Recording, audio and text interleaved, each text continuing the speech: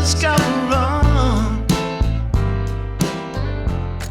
Hello lovely people, welcome back to another book video. This week we are reading romance books for the whole week. You might be thinking, Brie, don't you do that every single week? And the answer is yes, I kind of stay in my lane of the genre I love, but I wanted to make a video dedicated to reading only romance books this week. That's my lineup. Technically speaking, the first book I already started last night. I had so much trouble going to bed last night and it was 2 a.m. and for the last hour and a half I was like, please stop thinking, go to bed, go to bed, go to bed, and it wasn't working. So I decided to purchase the book on, okay, here's the thing guys, that's the problem with the Kindle. My debit card is connected to my Amazon account. So whereas Barnes & Noble is open from, I don't know, 9 a.m. to 7 p.m., I can download a book and buy a book at any hour of the night on the Kindle. So at 2 a.m, I made my little purchase of Part of Your World by Abby Jimenez. I have eaten up this series. This is the first book of a 3-book series. They are also standalone books, so they don't need to be read in order. I actually read it in the complete opposite order, whereas Part of Your World is the first book, Yours Truly is the second, and Just for the Summer is the third. I read Just for the Summer first, then Yours Truly a couple weeks ago, and now Part of Your World. I wish I read them in order. I didn't even know it was a series when I started Just for the Summer, but as I've gotten into this book, I read an hour last night, an hour this morning. I'm 120 pages in, I believe. I read probably over an hour this morning, actually. I love that the characters in this book are also characters in Yours Truly and Just for the Summer. Like, you make so many connection points. It almost feels like Easter eggs, and it's just so fun to connect the dots of all these characters and how they intertwine. So I think that's why I'm reading this so quickly, because I feel like this is gonna be my least favorite of the 3 books in this series because it feels a little cheesy. The story goes, Alexis is this doctor. Her family's basically the royal family of a hospital in Minneapolis. She's this doctor, city life girl, and she is coming back from a funeral and her car breaks down in this really small town. Daniel helps fix her car and then they end up connecting and we see what happens with the rest. But do you see the storyline? Small town farm boy, big city girl, how will it work? You know, it feels like a story that has happened many a times. So I'm not reading anything new, but I love that Alexis's best friend is Bree, and Bree is our main character in Yours Truly. So everything's connecting. It's so fun. Second book that I'm gonna read, I guess one of these. I haven't decided which I'll read first, but Happy Place by Emily Henry and then Love in Other Words by Christina Lauren. Both these books I feel like are some people's favorite books and I've never read them. So I'm excited. It's time to read them. That's the plan this week. Let's see how it goes.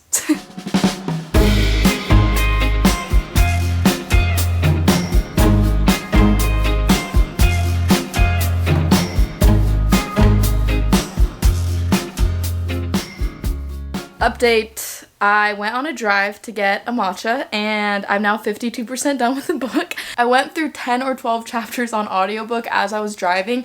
I have literally just preferred audiobook to even listening to music right now, so I don't know why it took me this long to really get into audiobooks, but they're kind of amazing. That's my update on Part of Your World. Good afternoon, guys. You might be wondering, Brie, why do you have a mic? Why are you talking into a bookmark? Well, I just recorded my first podcast, so that was terrifying. Very scary, genuinely, but here we are. The reason I'm using this is because the mic that I used is different from my normal mic when I record YouTube videos, and it got stuck on my camera, so I have to use this in order to communicate with you guys today. I finished Part of Your World. I gave it a 3.75. Not my favorite. My favorites go in the opposite order of the series. So number 1 for me is Just for the Summer, number 2 is Yours Truly, and then number 3 is Part of Your World, and that's the opposite order of the series release. I read this quote and it literally freaked me out, okay? Because a week ago I was writing. I think one day I'll write a book, right? Ever since I was 16, I have these moments in life that I think would be so good in a book. And so in my notes app, I just write one-off paragraphs maybe once a month. Lately, it's been a little bit more often than that, and it's a lot shorter than paragraphs. I probably have accumulated 100 paragraphs of times that just feel like they should be in a book or a movie. I had a moment like that last week, and then I read this in the book, and I literally wrote not verbatim, but I wrote something so similar to this quote and it freaked me out because it kind of validated that those moments I have sometimes just are so real and should be written about because Abby wrote about it. She smiled and I looked into her eyes and I saw everything, the rest of my life. I saw children and grandchildren and rocking chairs on the back porch of the house overlooking the river and two old people dying on the same day because the world would never be cruel enough to make either one of us exist without the other. You're kidding. I do recommend you read the series in order. I think you'll have so much fun reading it if you read it in order. I will say, Part of Your World is the spiciest of all the books and definitely not a closed-door romance. I feel like it kind of goes in order, spice as well. Part of Your World is the spiciest, Yours Truly is second, and then Just for the Summer feels less spicy. I am finally reading Happy Place. I feel like you guys have come with me through my journey since the beginning of reading Emily Henry's books. We started with Funny Story in May, Beach Read last month, and now Happy Place. I still have book lovers and people we meet on vacation. I purchased this book last time I went to London, which was exactly a year ago this week, at Daunt bookstores, which is actually mentioned in the book. Harriet is the main character and she spends a study abroad semester in London and goes to this bookstore. So I remember when I read that on my plane back home from London, I thought that was just so special, and I was using a bookmark from Daunt Books at the time. I don't know where it is right now. I think it's in my Beach Read book because I also purchased Beach Read that trip. I read it on my plane. It was a 10-hour plane ride from London to LA, and I think I got kind of far on that plane ride, and then I came back home and I never touched it. I used to do this all the time. Notoriously would start a book, never finish it, and not care or think about it again, and that's what happened with Happy Place. I'm familiar with the book, but it's been a year, so I started again from the beginning. I already began earlier today, and now I'm on chapter 6, and I just love Emily Henry's writing. I fall more and more in love with it every single book that I read, and this story follows Harriet and Wynne. They are part of the same friend group. They were engaged / dating for a few years, and they called off their engagement. They are no longer together, but the whole friend group does not know this yet. So they're all together because the summer retreat at a cottage in Maine is now getting sold. One of the couples in the friend group is actually getting married on this trip, so Wynne and Harriet aren't trying to ruin it by telling everyone that they broke up, so nobody knows, and there's a little bit of a forced proximity trope going on so far, and yeah, it's super summery, so it's a perfect time to read this book for me. I have my UK cover. Oh, that's so, I love that I keep things like this. I have my train card from London to Bedford. That means I got to page 83 because that's where this was. I'm not gonna lie, I'm really enjoying my Kindle, and this is the first physical book I am reading again, and I gotta say, I never thought I would see the day that I would say I prefer the Kindle, but it's just so much more convenient. Like, this is a heavy book to not have to go like this, but to be able to read on there. But obviously I have this copy, I'm not buying it on the Kindle. We are not spending money we don't need to spend.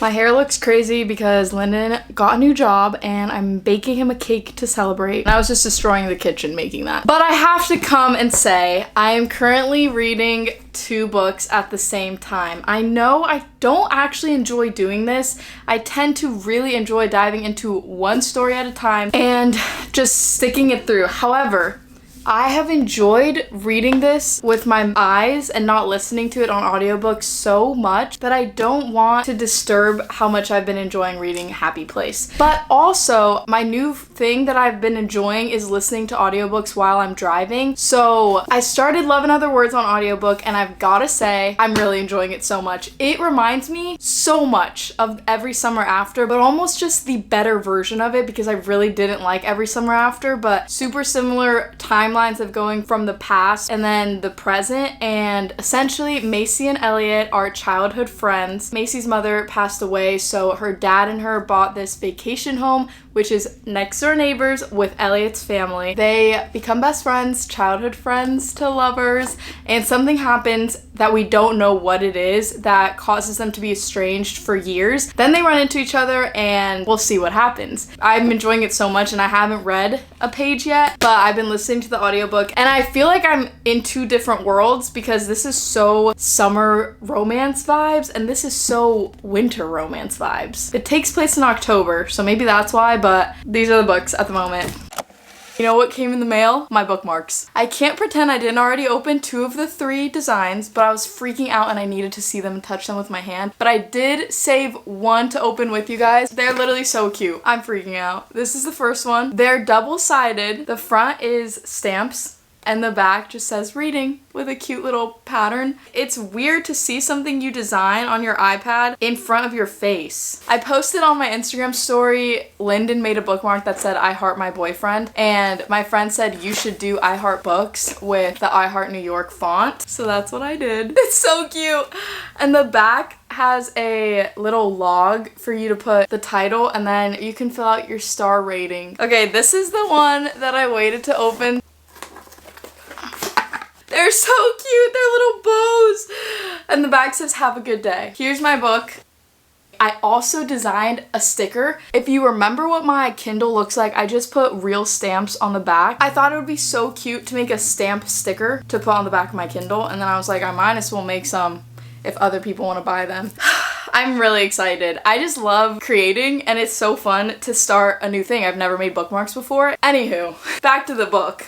I am on chapter 33 of Happy Place, so I literally have like 40 pages left of the book. Oh my gosh, I haven't read a romance novel that I've enjoyed so much as this one in so long. I just feel out of the 3, this is my 3rd Emily Henry book, this one is my favorite, and unless something psychotically crazy or bad or boring or horrible happens in the next 40 pages, I see this for sure being an amazing book that I love. I have not read a book that carries so much tension in the writing like this, where I'm reading and I'm like, oh my gosh, I'm like a fly on the wall listening to these people fight each other and they're so mad at one another and I feel the tenseness in their anger towards one another.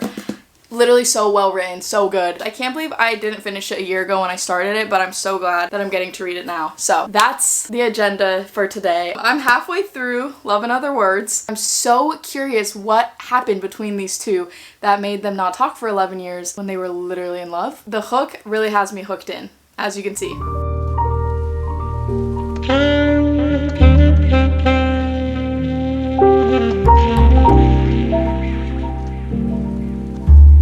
I made it to page 197 from just audiobooks, so now I want to read the rest and not listen to the rest, and I actually left off right on Saturday, October 14th, which is Lyndon and I's anniversary, so you better believe you'll be seeing a picture of this page on October 14th on my Instagram.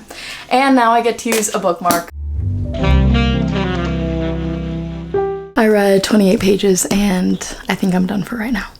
I'm so excited to announce that I have my first 5-star from Emily Henry. This book, guys, was everything and more. I loved the characters in this book. I love Win and Harriet. I enjoyed the banter, the found family trope, the dynamic of these friendships that have lasted years, and it's so summery. The vibes are so summery. It makes me want to go to Maine and find a house to have my own friend vacation at. Emily Henry, like, we can't deny that she has genuinely some of the best dialogue written between characters in romance novels. I'm still reading Love in Other Words. I'm on page 250 right now. My little bookmark. And similar to Love in Other Words, Happy Place also follows this storyline where you're trying to figure out what happened to cause a breakup between 2 people. And I felt as I was reading Happy Place that I was so intrigued and needed to know what happened and didn't want to put the book down. So I was reading pretty late into the night and I just kept reading. Like, I didn't want to stop even if I would reach the end of a chapter. And that's when you know you're just really enjoying a book. So I give this a 5-star. I feel like I am not very generous with 5 stars. So I'm taking this bookmark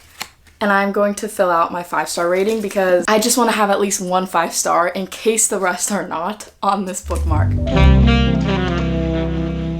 It's so cute. If you haven't read Happy Place, go read it. I enjoyed it so much. And now all I have left is to finish this book. I have about 150 pages. I also just finished editing my podcast, episode 1, which will already be out by the time you watch this.